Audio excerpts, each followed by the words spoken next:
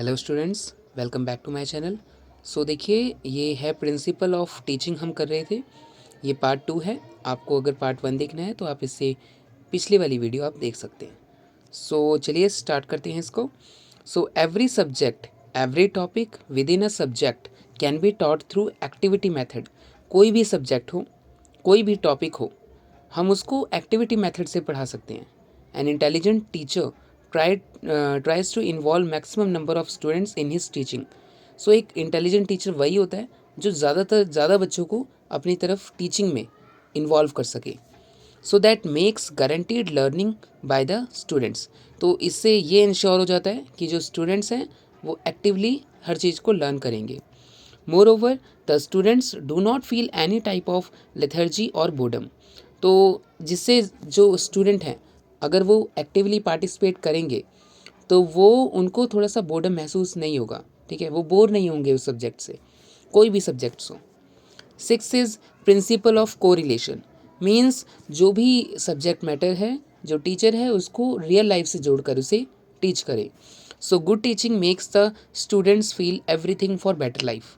सो एक good teaching वही है जो स्टूडेंट को अपनी रियल लाइफ से को रिलेट करके कराया जाता है।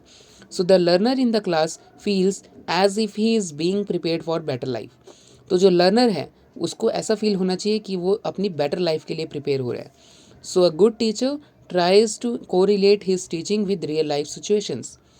तो एक गुड टीचर वही है जो टीचिंग है उसको रियल लाइफ सिचुएशन से कोरिलेट करे। He also tries to correlate one subject with various other subjects which the student is expected to study. वो ये भी कोशिश करे कि जो कोई एक सब्जेक्ट है वो दूसरे सब्जेक्ट से कोरिलेट करे।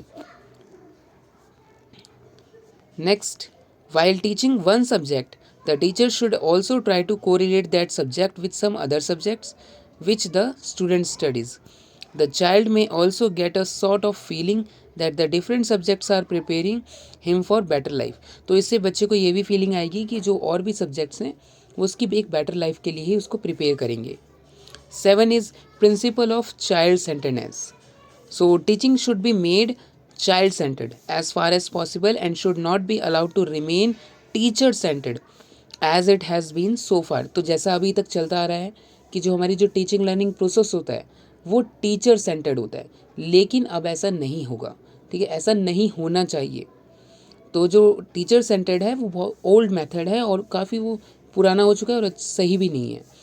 जो हमारा टीचिंग लर्निंग का प्रोसेस होना चाहिए वो चाइल्ड सेंटर्ड होना चाहिए। सारी चीज़ें चाइल्ड की लाइकिंग और डिसलाइकिंग के अकॉर्डिंग ही होना चाहिए। So by child centredness we mean interest and likings of the students should be given priority. तो बच्चे को जो पसंद है, बच्चे का जिसमें इंटरेस्ट है उसको प्रायोरिटी देनी चाहिए। The subject matter should be made meaningful for the child. तो जो सब्जेक्ट मैटर है बच्चे के लिए मीनिंगफुल हो, उसको ऐसा लगे कि वो उसके लिए इम्पॉर्टेंट है, उसकी लाइफ के लिए, बेटर लाइफ के लिए। It should be taught to the child as per his liking and in no case it should be trusted upon him. तो जो सारी चीज़ें उसे सिखाई जानी चाहिए वो उसकी रियल लाइफ से लिंक हो और उसकी पसंद को हो। Thus the child who is not interested in studies should not be compelled to study. तो जो बच्चा इंटरेस्ट ही नहीं है स्टडी में उसको ज़बरदस्ती नहीं कर सकते। He should first of all be mentally prepared for studies. सबसे पहले जो बच्चा है, जो लर्नर है, वो मेंटली प्रिपेयर होना चाहिए स्टडी के लिए। वो उसके अंदर से खुद से होना चाहिए। ठीक है, इनर मोटिवेशन होना चाहिए उसका। Then only any teaching done for him will be of any use. तब जाके जो टीचिंग है उसके लिए यूज़फुल होगी। 8 is principle of cooperation. So teaching learning is a cooperative venture of all concern. तो जो टीचिंग लर्निंग प्रोसेस है कोऑपरेटिव नेचर का होता है। Means for best teaching, teacher, students, head of the institution, parents and everyone else concerned cooperates. Means सारे ही आपस में कोऑपरेट करें। Efficient teaching and good learning can only occurs when there is cooperation between all the stakeholders involved in teaching learning process. आपको stake holder का मतलब नहीं पता है तो मैं आपको बता दूं, स्टेक होल्डर्स वो होते हैं जो पूरे टीचिंग लर्निंग प्रोसेस में इन्वॉल्व होते हैं, जैसे टीचर, लर्नर, प्रिंसिपल और पेरेंट्स, ये सारे क्या हैं, स्टेक होल्डर्स हैं. So ninth is principle of planning. The principle of planning is the sine qua non of efficient teaching. The teacher comes prepared with everything planned before entering into the class. तो जो teacher है class के पहले ही सब कुछ plan करके रखना चाहिए उसे कि उसे क्या कराना है. He tries to force the problems and provide possible solution. उसे सारी प्रॉब्लम का पता होना चाहिए और उसे सॉल्व करने की कोशिश करी जानी चाहिए. Thus, the principle of planning helps him to perform his duty of teaching excellently. तब जाके जो प्रिंसिपल ऑफ प्लानिंग है उसे हेल्प करेगा टीचिंग को एक्सीलेंट बनाने के लिए. अ good teacher keeps his planning flexible through out. एक गुड टीचर वही है जो प्लानिंग को फ्लेक्सिबल रखे, मीन्स सिचुएशन के अकॉर्डिंग भी चेंज कर सके. He may would things here or they are according to the needs and requirements of the learners in different situation. Means अलग अलग सिचुएशन में लर्नर की क्या रिक्वायरमेंट्स हैं उसको भी पूरा किया जाना चाहिए. मीन्स फ्लेक्सिबल होना चाहिए.